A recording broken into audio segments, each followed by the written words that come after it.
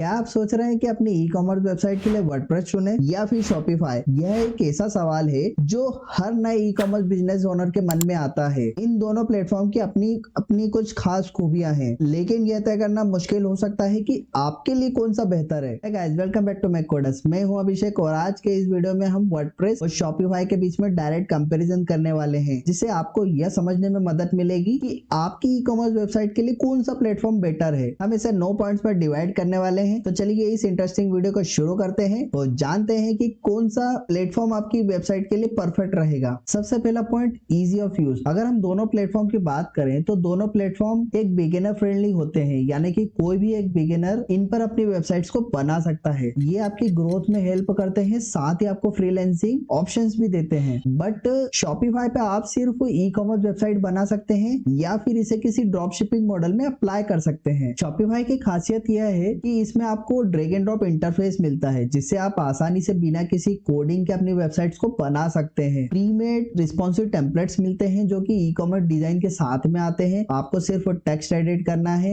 आपके products upload करना है और आपकी वेबसाइट कंप्लीट हो जाएगी। एक क्विक सेटअप मिलता है पेमेंट गेटवे के साथ में, जिससे आप आपका पेमेंट गेटवे को इजीली इंटीग्रेट कर सकते हैं। वहीं वर्डप्रेस पर आप ब्लॉगिंग की, न्यूज की वेबसाइट या फिर आपका एलएमएस या फिर कोई और पोर्टफोलियो वेबसाइट आप इस पे बना सकते हैं। इसके चलते वर्डप्रेस आपको ज्यादा स्कोप प्रोवाइड करता है। अगर आप खुद का ई कॉमर्स बिजनेस स्टार्ट करना चाहते हैं या फ्रीलांसिंग करियर के जरिए ज्यादा रेवेन्यू जनरेट करना चाहते हैं तो वर्डप्रेस ज्यादा हेल्पफुल रहेगा। लेकिन इजी ऑफ यूज के मामले में शॉपिफाई बाजी मारता है, क्योंकि ये वर्डप्रेस के कंपैरिजन में नए यूजर्स के लिए यूज करना आसान है। सेकंड पॉइंट है कॉस्ट एफिशिएंसी। अगर आप शॉपिफाई का साल भर का प्लान लेते हैं तो आप स्क्रीन पे देख सकते हैं साल भर का प्लान करीब 1500 रुपए पर मंथ के हिसाब से स्टार्ट हो जाता है। इसका बेसिक अगर देखा जाए तो ये साल भर में आपको 18,000 रुपए पे करना रहेंगे, और अगर आप पर मंथ में इसको पे करना चाहते हैं तो ये आपको 2,000 रुपए का पड़ जाएगा, यानी कि साल का आपको 24,000 रुपए पे करना रहेगा, जो कि एक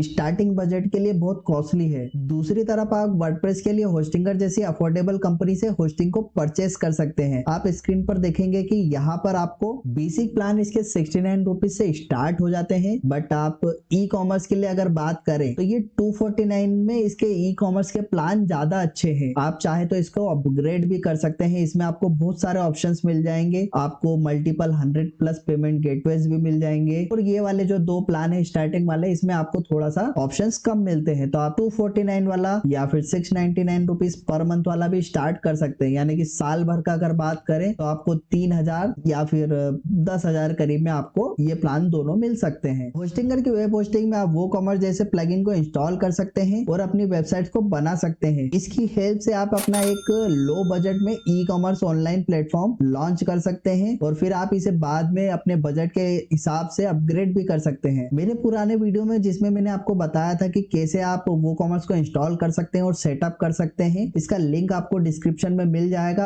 आप वहां से जाके चेक कर सकते हैं। और इसके अलावा साथ ही डिस्क्रिप्शन में एक लिंक और है, मेरी रेफरल लिंक है, जिससे आप होस्टिंगर के वेब होस्टिंग को परचेस कर सकते हैं और आपको 20% तक का डिस्काउंट मिल जाएगा। तो अभी चेक करिए। थर्ड पॉइंट है कस्टमाइजेशन। अब अगर कस्टमाइजेशन की बात करें तो शॉपिफाई में कस्टमाइजेशन के ऑप्शंस लिमिटेड होते हैं। अगर आप कुछ बैकग्राउंड कोडिंग नहीं कर सकते हैं तो डिजाइन को पूरी तरीके से बदलना मुश्किल हो जाता है। शॉपिफाई में टेम्पलेट्स और थीम लिमिटेड होते हैं, और एक्स्ट्रा कस्टमाइजेशन के लिए आपको इसमें एक्स्ट्रा पे करना पड़ेगा। लेकिन वर्डप्रेस पर थीम को कस्टमाइज करना या फिर कूपन या बैनर लगाना या डिजाइन में चेंजेस करना, ये सब बहुत आसान है। आप पेज बिल्डर की हेल्प से पूरी वेबसाइट को पर्सनलाइज कर सकते हैं। यह चीज वर्डप्रेस में शॉपिफाई से ज्यादा फ्लेक्सिबिलिटी आपको देती है और आपके बिजनेस या वेबसाइट को पूरी यूनिक आइडेंटिटी प्रोवाइड करने में भी हेल्प करती है। फोर्थ पॉइंट है एसईओ कैपेबिलिटी। एसईओ कैपेबिलिटी के मामले में वर्डप्रेस शॉपिफाई से ज्यादा पावरफुल है। रैंकमेथ और योस्ट जैसे पावरफुल टूल्स अवेलेबल है, जो कि उनके फ्री वर्जन में भी आपको बहुत ज्यादा कंट्रोल आपको प्रोवाइड करते हैं। आप छोटी से छोटी चीज का भी एसईओ कर सकते हैं। वेबसाइट और स्पीड की परफॉर्मेंस के लिए आप ऑप्टिमाइज और कैशे की प्लगइन का यूज कर सकते हैं। शॉपिफाई की अगर बात करें तो शॉपिफाई में भी इनबिल्ट एसईओ के टूल्स अवेलेबल होते हैं एक लिमिटेड मोड में। आपको अगर एडवांस फीचर चाहिए हो तो इसको अपग्रेड करना पड़ता है, इसलिए एसईओ के मामले में वर्डप्रेस शॉपिफाई से ज्यादा एडवांस है, और यही बात इसको बेहतर बनाती है शॉपिफाई से। फिफ्थ पॉइंट है पेमेंट गेटवे। पेमेंट गेटवे की बात करें तो आप दोनों ही प्लेटफॉर्म वो कॉमर्स और शॉपिफाई दोनों में आप आपकी आपके पेमेंट गेटवे जैसे कि रेजर पे, फोन पे, पेपाल और बाकी और भी पेमेंट गेटवे आप फ्री में ऐड कर सकते हैं। दोनों ही प्लेटफॉर्म में ट्रांजेक्शन फीस का एक बहुत बड़ा डिफरेंस आपको देखने को मिल जाता है, जिसके कारण शॉपिफाई की कॉस्ट बढ़ जाती है। शॉपिफाई में पेमेंट गेटवे आपका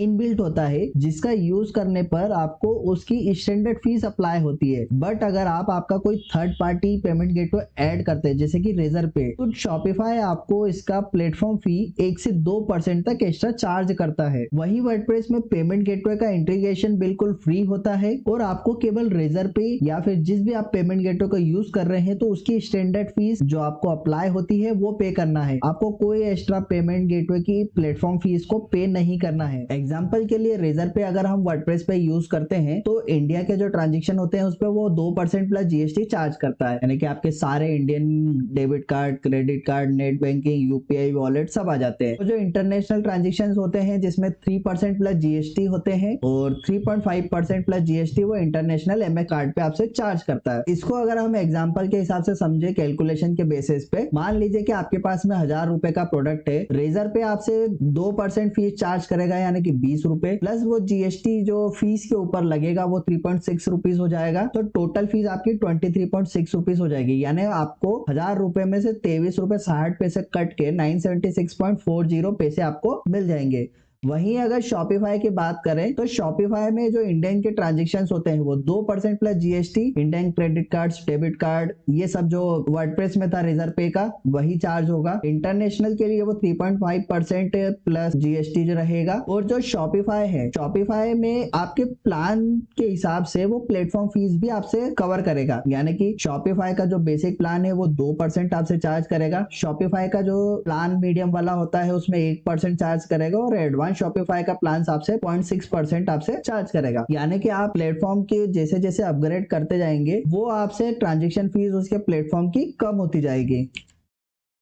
अब अगर हम इसे कैलकुलेशन में समझे तो 1000 रुपए का आपका प्रोडक्ट है, रेजर पे आपसे 2% चार्ज कर रहा है यानी कि 20 रुपए, जीएसटी उस फीस पे लगेगी तो 3.6 रुपीज जैसे वर्डप्रेस में थी। अब शॉपिफाई की प्लेटफॉर्म फीस जो ट्रांजेक्शन की है वो 1%, अभी हमने प्लान के हिसाब से लिया है, ये वाला जो शॉपिफाई का प्लान है उसके हिसाब से, तो 1% के हिसाब से 10 रुपए ये हो जाएंगे। तो टोटल फीस आपके हो गए 20 रुपए रेजर पे के, जीएसटी हो गया 3 रुपीज 60 पैसे और 10 रुपए शॉपिफाई के, यानी कि 33 रुपए 60 पैसे आपके टोटल फीस हो जाएगी। अब आपको अमाउंट कितना रिसीव होगा, 1000 में से अगर हम इसको माइनस करें तो 966.40 आपको टोटल अमाउंट रिसीव होगा शॉपिफाई पे। इससे हमें ये समझ में आता है कि शॉपिफाई पे पेमेंट गेटवे वर्डप्रेस के कंपैरिजन में कॉस्टली है, इसलिए वर्डप्रेस इस मामले में ज्यादा अफोर्डेबल है शॉपिफाई के कंपैरिजन में। 6 पॉइंट आता है कम्युनिटी सपोर्ट। अगर हम कम्युनिटी सपोर्ट की बात करें तो दोनों ही प्लेटफॉर्म पे अपनी अपनी अलग अलग कम्युनिटी बनी हुई है। शॉपिफाई पे अपनी खुद की कम्युनिटी बनी है और वर्डप्रेस पे अपनी खुद की कम्युनिटी बनी है। दोनों ही प्लेटफॉर्म की अगर कंपेयर करके देखें तो शॉपिफाई वाले यूजर्स आपको कम मिलेंगे, बट यहाँ पे शॉपिफाई का सपोर्ट सिस्टम बहुत ज्यादा इफेक्टिव है। अगर मान लीजिए कि आपको कोई टेक्निकल एरर आती है या कुछ प्रॉब्लम आती है तो शॉपिफाई कस्टमर सपोर्ट आपको इंस्टेंटली हेल्प करके उसको प्रॉब्लम को सॉल्व कर देता है बैकएंड से। बट अगर वही वर्डप्रेस की बात करें तो वर्डप्रेस की कम्युनिटी बहुत ज्यादा बड़ी है और आपको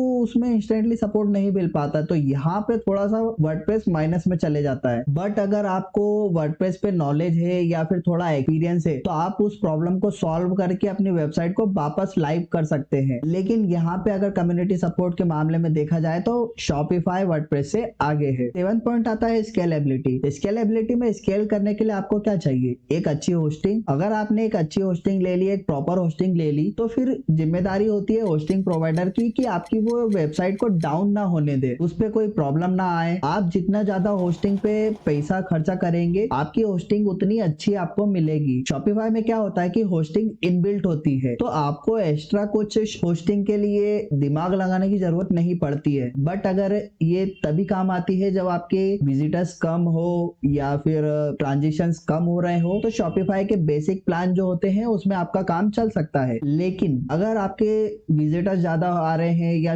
ट्रांजेक्शन ज्यादा हो रहे हैं तो फिर आपको शॉपिफाई के प्लान को अपग्रेड करना पड़ेगा, तो वो आपका एक एडिशनल कॉस्ट वहां पे बढ़ जाता जाता है। बाकी वर्डप्रेस में आप एक बार अच्छी होस्टिंग ले लेते हैं तो फिर आपको कोई प्रॉब्लम इस टाइप से नहीं आती है एक्स्ट्रा कॉस्ट वाली। आप वहां पे स्मूथली ग्रो कर सकते हैं आपके कम बजट में। नेक्स्ट पॉइंट आता है मार्केटिंग टूल्स। अगर मेरी नजर में देखें तो मार्केटिंग टूल्स के लिए वर्डप्रेस पे इतने सारे ऑप्शंस अवेलेबल है जितने की शॉपिफाई में अभी अवेलेबल नहीं है। और ये बात मैं अपने पर्सनल एक्सपीरियंस से बता रहा हूँ, क्योंकि मार्केटिंग के इतनी सारी प्लगइन्स अवेलेबल है वर्डप्रेस के ऊपर, वो शॉपिफाई के पेड टूल्स में भी उतने अच्छे नहीं है। और जो शॉपिफाई यूज करते हैं उन्हें ये बात बिल्कुल अच्छे से पता है। इसको हम एक सिंपल एग्जांपल से समझते हैं। मान लीजिए कि वर्डप्रेस एक एंड्रॉइड है और शॉपिफाई iOS है। आप समझ गए ना, मतलब आप देखेंगे कि एंड्रॉइड के लिए कितनी सारी एप्स अवेलेबल है, आपको उसके लिए कोई एक्स्ट्रा पे नहीं करना पड़ता। बट अगर आप iOS की बात करें तो iOS में आपको हर चीज के लिए पे करना पड़ता है। मानते हैं कि iOS की क्वालिटी ज्यादा अच्छी है बट वो वहां पे कॉस्ट भी ऐड हो जाती है। एंड्रॉइड में ऐसा नहीं होता है। तो यहाँ पर अगर कॉस्ट इफेक्टिव के हिसाब से देखें तो हमारा एंड्रॉइड विनर होता है एज कम्पेयर टू iOS। यानी कि हमारा यहाँ पे वर्डप्रेस ज्यादा